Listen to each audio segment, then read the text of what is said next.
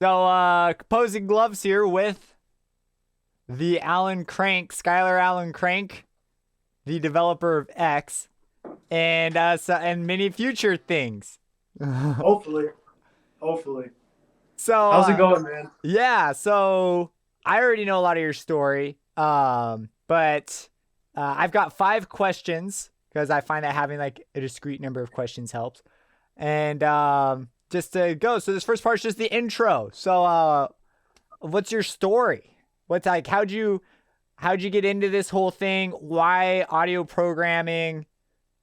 Um, Oh, my story really starts at the dawn of time. No, I'm just oh kidding. really? But yeah, uh, no, I was I think 18 when I started producing. I remember trying to produce in high school, but I didn't even know what BPM was or anything, and that was before like you people knew you could use YouTube to learn stuff, or at least I didn't. It was like LimeWire days, and I just remember being like, my mind was blown. Like, how do people know where to put the snare? Because I didn't know anything about BPM or anything. And kind of didn't really do much in high school. When I graduated high school, I ran into a friend who was a musician, and he kind of opened up my eyes to. I was like, dude, you can make music. He's like, yeah, and showed me GarageBand.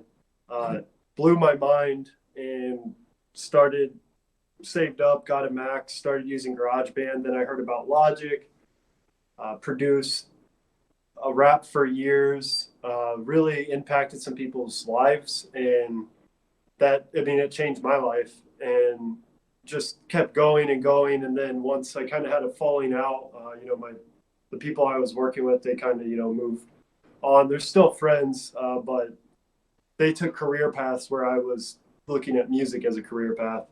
And so I went to school, studied at uh, University of St. Francis in Joliet, Illinois, Oh, uh, digital audio recording.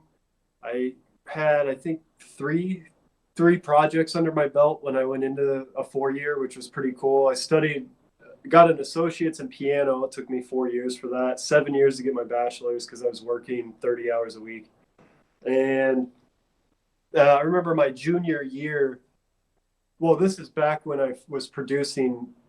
It's just funny how your passions are all across your life. If you look back, you see all your passions were always there. You're like, oh, what am I passionate about? What do I care? But you'll find that if you look back, it's usually always been there. And I used to wake up and look at plugins every morning. I was just really excited for plugins. Like, oh man, there's got to be a new one. There's got to be something cool. And so I looked and looked for any way to do it, and you'd find a random forum. And I was like, man, I have to learn C++ and DSP. And when I did when I looked into C++, I would do tutorials and never really get anywhere. And so all that to say, I eventually found a book where it was Will Perkel's book, and he's a professor at the University of Miami, and he literally explains DSP and C++. And it was amazing. So I got that while I was in school. looking for the book real quick. St. Francis also has a St. Francis also has a website. I gotta give This them a one? shout out. Yeah, I read that book 11 times. this is That's that's like, like this is like one of the most helpful books. Uh, dude. My thinking was I'm just gonna read this until I understand what he's talking about, and I think I've worked through the projects at least 3 times, 2 or 3 times, and then it was just like, all right, just read this stuff, go over it, learn about like imaginary numbers and plotting that stuff. it's like And in the DSP. That was actually one of my questions. The DSP isn't actually as hard as they make it seem because they have a lot of scary terms like imaginary numbers or like you talk about a lot about phase angles and Bode plots and things, but it's really comes down to just like a simple formula at the end of it. That's all like design. You know what I'm saying? yeah, it's Like if yeah, you I want to wouldn't. design the DSP, then you need to know all that stuff. But But if you just want to use DSP and put things together in like a black box fashion, then you Yeah. don't need that. Like if you're going to use a library, you need to know enough to know what you're screwing around with, but you don't need to know how to make the library. Kind of like building in Yeah. Reactor or Max MSP. If I would say, like, if you want to design an equation that nobody else can do that sounds good, you can really, really dive into the numbers. But if you're going to just, if you're like an audio enthusiast and you're like, well, maybe I want to do like a delay or even an analog delay, learn how to emulate analog or create something with basic tools that are already at hand, you don't really need to know the equations. You just need to not be afraid of the equations. And that, like we talked about this before on the phone, was the EQ equation. I used to be so intimidated by like a parametric EQ, and I was like, man, I can never understand. And now it's like it's something I just use, and it's not. And Juice even has a library or a module for that, so you can just throw in a parametric EQ. But no, it's not intimidating. It's just, I mean, it's like any skill or trade, you know, when you start it. Like I was telling my friend the other day, when I started, you know, it'd be like 3 days straight, and I'd be like, dude, I got an image on the background. Yeah. I feel like C++ is usually more of a block than the actual DSP, because I don't know if Yeah. that was your experience, but for me, by far, C++ gets in my way more than the math ever does. And that's the thing with X. I had that. There's, when you think of Juice or even plugins, it's you have the visual side and then the audio side. The audio side I had built, done. I'd say like what took the longest, the first year ish, it was done. What took the longest was GUI and feel and stuff like that. And so, and a lot of that's like equations. And Will Perkel's book, the delay line, and that's my favorite delay. I've searched GitHub, I've searched tutorials, and the best sounding delay is the one that Will Perkel provides in that book. But yeah, not intimidating. So, so story to where I'm at now. I wanted, while I was at school, I made an album, and I threw it away because I hated my vocals. I spent 1 year on an album, and then rushed the vocals in a month. I didn't like what I was talking about. I didn't like what I was like putting out there in the world. There's a lot of anger. And so I switched. I still have the instrumentals, and I was like, all right, I'm going to do something else. And the goal was to start a software company to fund like an album, so I could really put my heart. That's all I want out of life. I mean, besides a few other things, but one of the main ones in my own life is I want to just really make a masterpiece, and not so much like get famous or anything like that, but more like something I consider the epitome or the top of my own skill, you know? Yeah. And I was like, if I got a software company profitable, then I could get myself time to do that. And I'm close. I'm getting there, and I'm realizing it's kind of a both and thing. And yeah, I mean, it was a rough few years, homeless, the laptop, programming. I remember one time I was living out of my friend's garage working because I worked for him. He has a t-shirt business. And I dropped like 30 or 40 pounds. I was like 187 when I left school because I was working out. And then I'm with my laptop scrounging by, can't find work. My family doesn't understand why I don't want to go get a minimum wage job in the service industry. And I'm like, I'm $50,000 in debt. So, Yeah. so yeah, there's a lot of battle scars. I'd say like three really hard years of just programming and working. You know, there was some good stuff, and that's when we reached out. Is that first year I was able to get Escape Artist out, Yeah. 10x. That's still, how we met. I still remember that email. Oh man, that was Oh, it didn't load. it was funny because when I finished that and being an entrepreneur is like, I was like, man, as soon as I finish this, man, that I'm going to rework that. Oh, you are? I think it's awesome Yeah, how he runs away. that's really to my graphics guy. That animation's amazing. It's hilarious. Claps his feet. You know, you know what happened with that um, is I built in Rack Effects. I actually built this. I broke the framework. I built this plugin that was so big that it wouldn't even compile, and I spent like a year and a half on that, and then I was like, oh crap, I need to start making money with my company. So I took, I think, like a tenth of that plugin and built this plugin. And same thing with 10x, which was the precursor to X. And then what happened was with those, the Rack Effects framework was not meant to sustain a business on. And after a lot of bugs, I downloaded and learned Juice and really buckled down for it was a year and a half, 2 years Yeah. to get X out. And then X is out, and finally I have some control over bug issues. But yeah, now I'm here, trying to help out friends, working with some YouTubers, and possibly doing an open source project. I'm gonna release for pretty cool, and it's actually behind me.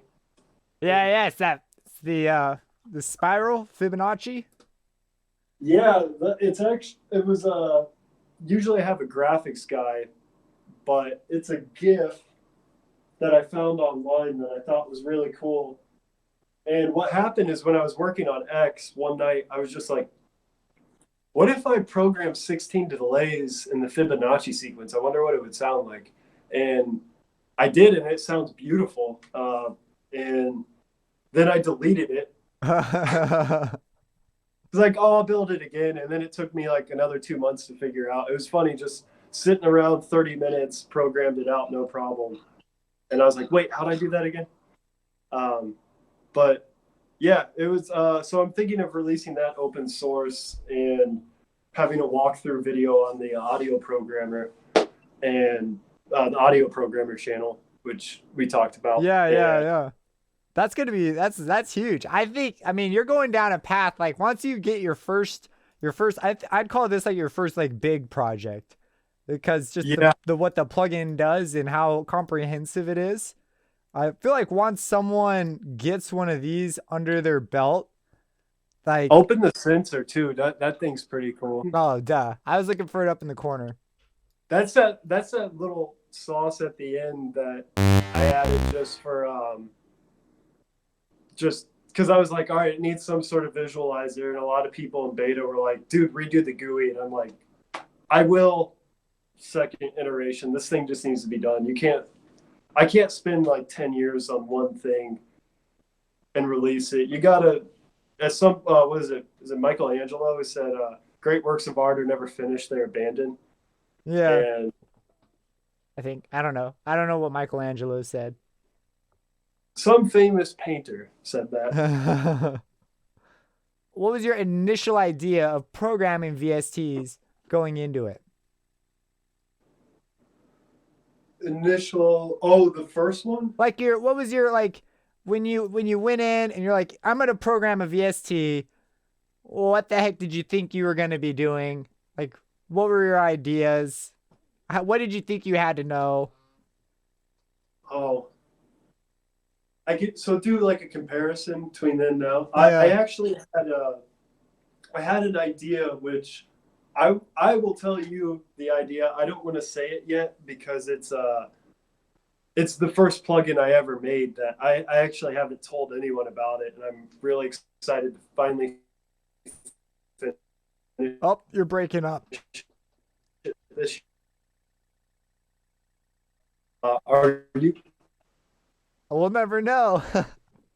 okay? Everyone who watches this video, you have to sign an NDA, and we'll go from there. Yeah, we got you covered. My No, that's screen funny. isn't popping up. Thanks for bearing with me. So getting into it, what was my initial idea? Um, Man, I would say if I could just be 100% honest, as embarrassing as it is, and I was young, I was like, I'm gonna get rich. That was Yeah, one. yeah. Um, the other one was I felt like a genius. I was like, man, I'm so smart. Like I once, you know, and Well, when you build something and it works, even if it's easy, you're just like, like, even if you, like, for me, I built a thing that made LEDs blink in a row using transistors and some timing switches things. And I was like, I'm a mad genius. That's it. I'm the smartest guy in this room right now. Like, no one else made lights light up like that. That was me. And then yeah, afterwards, you realize how small you didn't even accomplish 1/1 millionth of like what's possible. dude, I remember learning like a stereo width equation, and I was like, oh, like, dude, I got these equations in my brain, man. Yeah, so getting there, I mean, that's like the bad part. I'd say the good parts is, I mean, I would say all striking, getting into a doll, it was just, it changed my whole perception of it. And I think one of the things that blew my mind the most was everything's between one and -1. And that, like, changed the way I made music. It changed the way I viewed recording, and it just didn't seem like, oh, I'm messing with these wave files. I have to compress right. It was just like, oh, it's really actually pretty When small. you think And about -1 and 1, it's like such a crazy range on the number line. Because I feel like everyone at some point, if you get into audio, you will be just fascinated by the fact that all these weird properties only hold between -1 and 1. Like if you multiply any two numbers, they stay in that range. Just yeah, that fact just was obliterated my brain. I was like, what the friggin' heck is this weird range of numbers? it was comforting and interesting, like at the same time. Like you're like, oh, okay, this is obtainable. I can if that's the rule, I can get into that.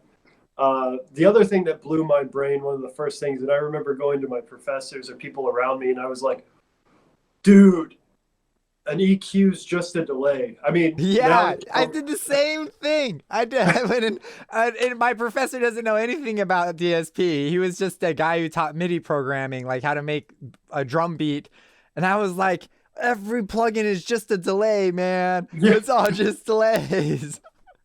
I walked in there like, what the heck? dude, same exact thing. And I remember saying that, and they're like, yeah, dude, the professor I talked to was a MIDI programmer, and I was like, dude, it's all delays. It's that first sample, man, because it's like it's not even a delay because it's so short. It's crazy. And Do you have any goals going forward? Like what are you working on now? um, my goal now, I would say, producing for years, being an audio engineer for years. I think what really got, I realized I learned a lot of things. Like for people starting out, they're like anything. Oh, I'll record you. I'll do this. I learned that I just like to master other people's stuff. I don't like to track other people. I want to release my own album.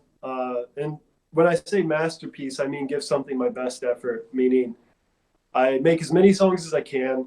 I pick the 25 or 30 best of those songs, and then I finish all 25 or 30, and then I put an album together with whatever's left. And um, so that's a main goal. And then I would say, as a programmer, my other goal is I would really like to bridge the gap between like the GUI or display of audio. That's where my weakness is really. Making something sound good. I'm saying a lot. I'll stop. But making something sound good is easy for me. It's just reworking it.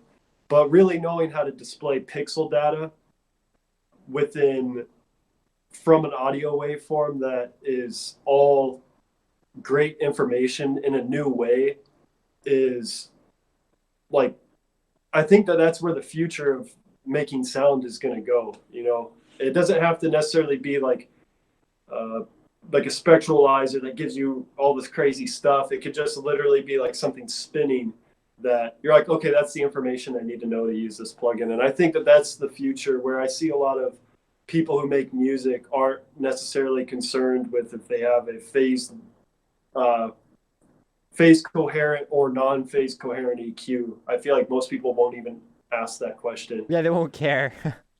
Yeah, they're like, and I think that that's where the success for me and fulfillment will go in my life will be, is being able to display audio information in a cool way and be able to manipulate it in a cool way that's not necessarily knobs or buttons or spectralizers, but like maybe, like I said, maybe a circle spinning and you can move it, or you can draw with it, or you know, just really playing with the sound. Because I find as I've gotten older, and I'm glad I'm out of this phase, but it went from music was the coolest thing I have ever done in my life, and I'm just like super excited. Dude, I just can't wait to like spend 5 hours making one snare, or like really get into the nitty gritty of a melody or something.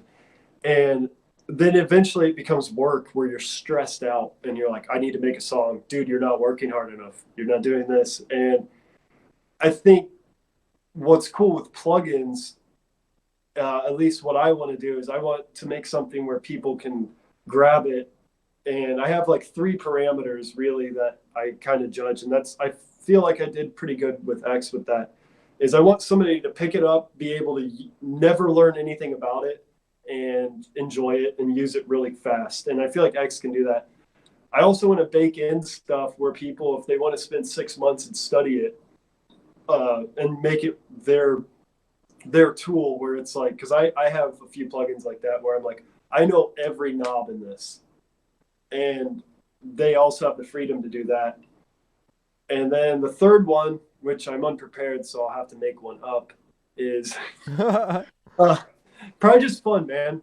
Just have fun with it. And like, basically that, if it could be something that's enjoyable. But yeah. Yeah, no, those are good. I think those are the successful ones. Because I remember when you're new and you open up a synth, like, do you know Citrus, at all, or Harmor?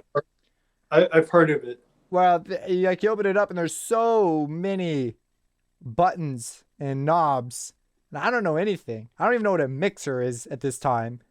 I'm just like, I just closed that crap. I'm like, I'm not even, I don't even know what to do with this.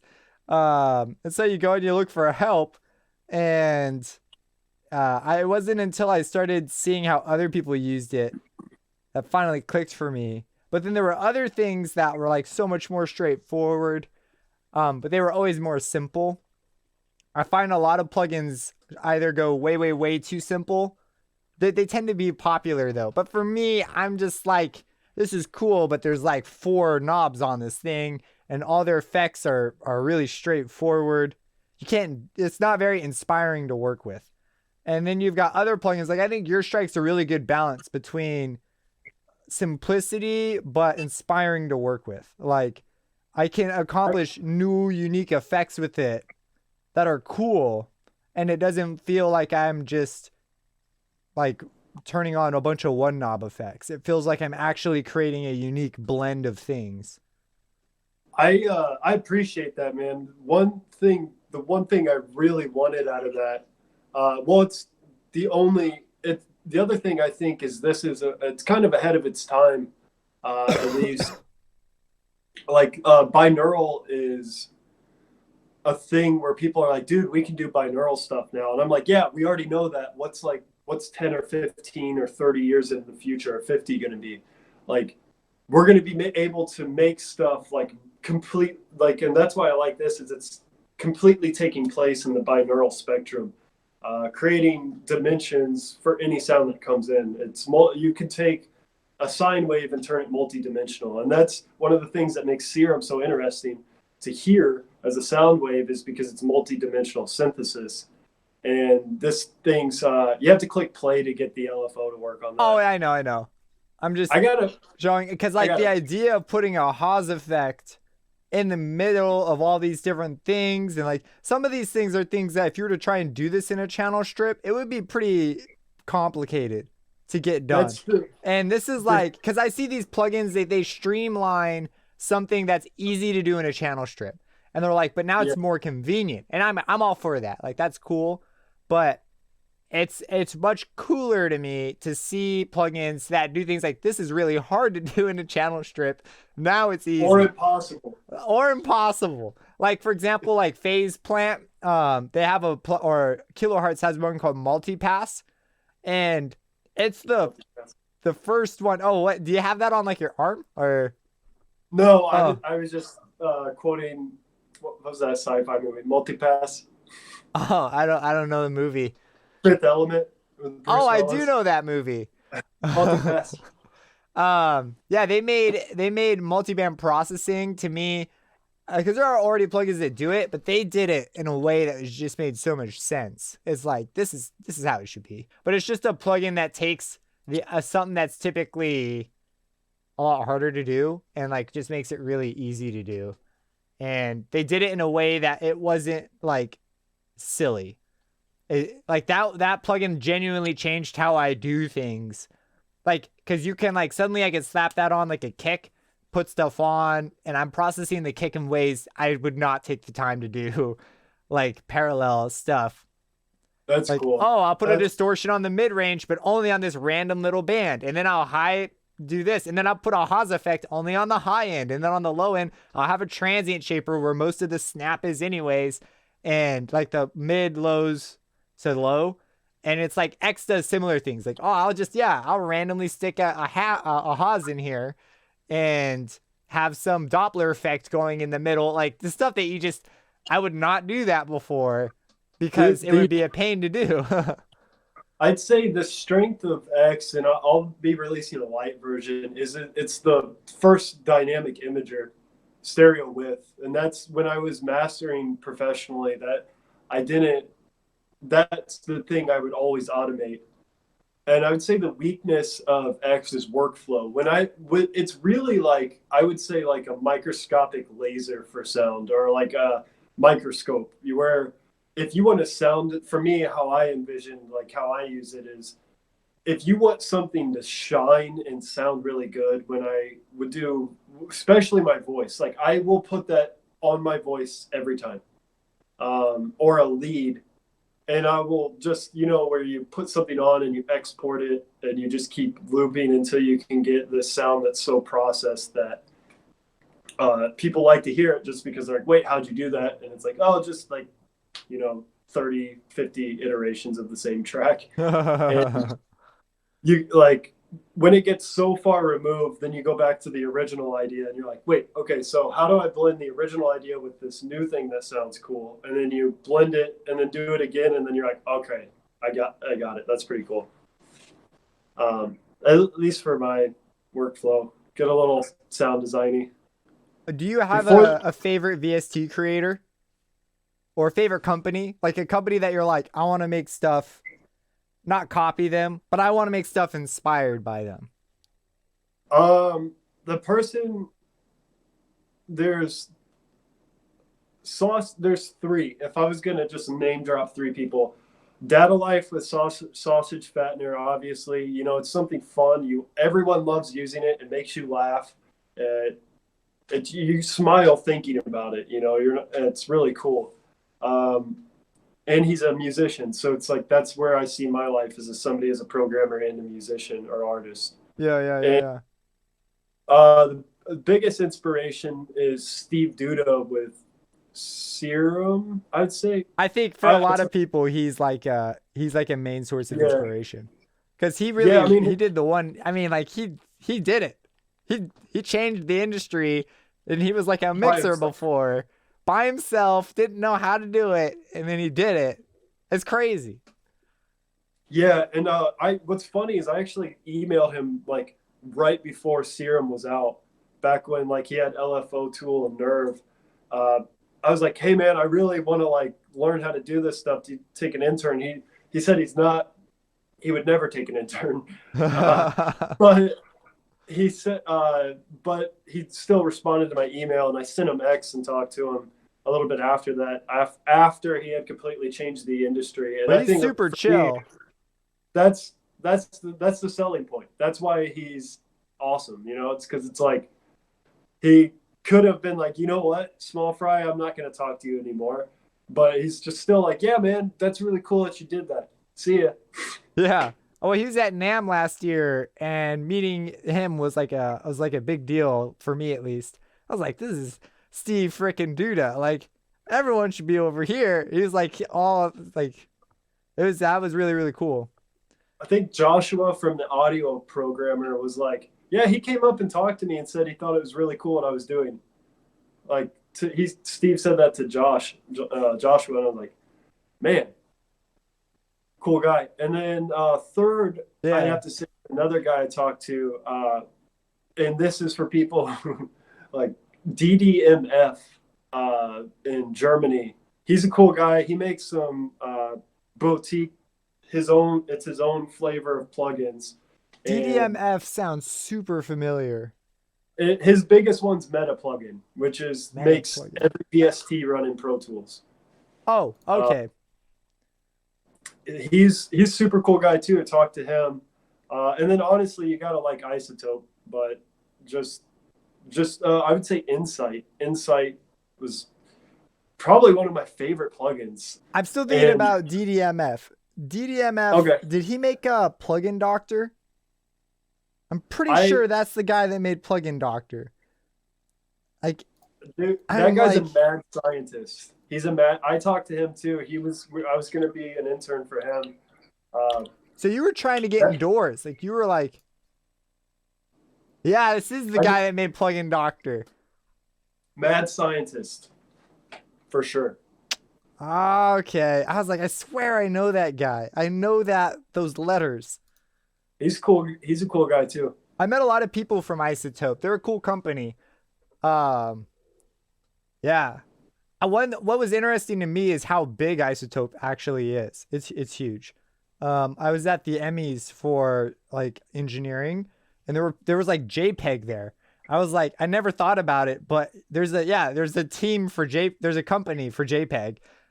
So they were winning one. Isotope was there. One that blew my mind. I didn't realize how small they were. Fab Filter. That's two guys. Really? It's two people. Yeah. And they're super cool people. And I was like, because like Isotope gets up, and they have so many people on their company, like only a couple people can get up. And then Fab Filter gets up. The whole company's on that stage. It's the two guys. It's like, wow. Okay, so my last question is what resources did you use to get started, and what do you recommend using now? Because you mentioned a couple, the Will Perkle book, Rack Effects, which the book talks about, GitHub. Those are the big ones. And I would say dive into Juice. If you want it to be a career, if you want to just learn DSP and do DSP stuff, like go work for NASA on satellites and mess around with sound or something, you could do Rack Effects because it's really quick equations. You can just pump equations in real fast.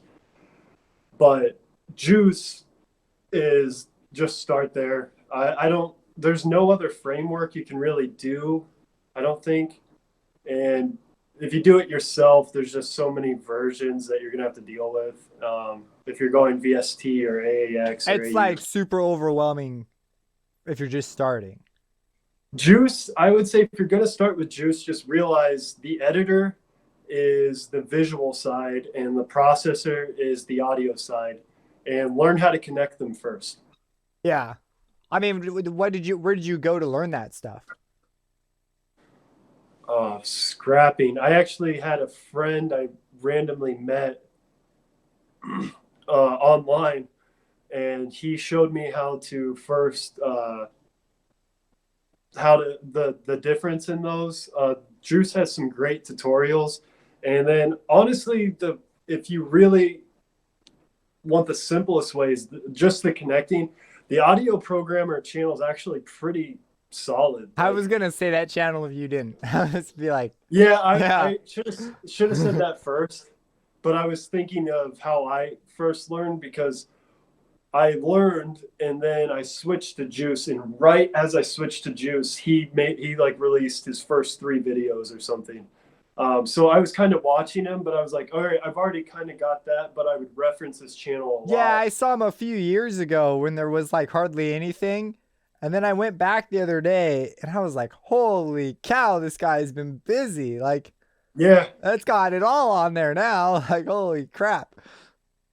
I should be doing 2. I should be doing an interview with him, and then I'm guest starring or guest making a video where I walk through how to make a plugin, and I'll probably look at his channel and see what would be good. But GitHub was really good for me too. Just downloading projects, seeing what people got. A lot of open source stuff out there. But Juice is actually, what's really fun with programming is when it becomes like your tool shed. And that's where I feel like I'm finally at, where it's not hurting my head every time I do it. It's like, and even if I'm learning a new equation or something, it's like, okay, let me figure this out. Tinker, tinker, tinker. Okay, I got it. Where before it would hurt my head. And now I'm like, when I get into Juice, I'm like, what do I want to do? Do I want to animate something? Do I want to display audio data? Do I want to make it sound good? Well, maybe I could do this, or, and it's like more fun. Yeah. When it gets fun, that's when it's fun. Well, that's a self-fulfilling prophecy. Yeah. But yeah, I get it. It's once you got all the basics down and you just know what buttons to push. And it's more of like it's a tool set instead of a stumbling block. You were actually the first YouTuber who did a YouTube review. And I remember that was really? like, dude, it was the coolest day ever. Because you messaged me and just randomly emailed you. You're like, yeah. And then out of nowhere, you hit me up and you're like, hey, man, I reviewed your plugin. And like, I watched it and like showed my friends. And I was like, and like, it just blew my mind. I was like, dude, somebody else like took the time to understand something I did. That's really cool. Dude, so that's cool, man. Thanks for the opportunity. Dude, it was, it was humbling and awesome. And like, I'm glad that we're able to still be friends and geek out about this stuff. Cause, it was just completely different time. And I think it's the dang coolest thing that you went from where you are to where you are now. I'm like, I was homeless, but this is friggin' awesome. Video, yeah. But dude, it's a great talking. Thanks for being a friend. You're welcome, man. Yeah, thanks for everything, man. It's really been awesome. We'll meet in person one day. Yeah, absolutely. See you, man. Peace.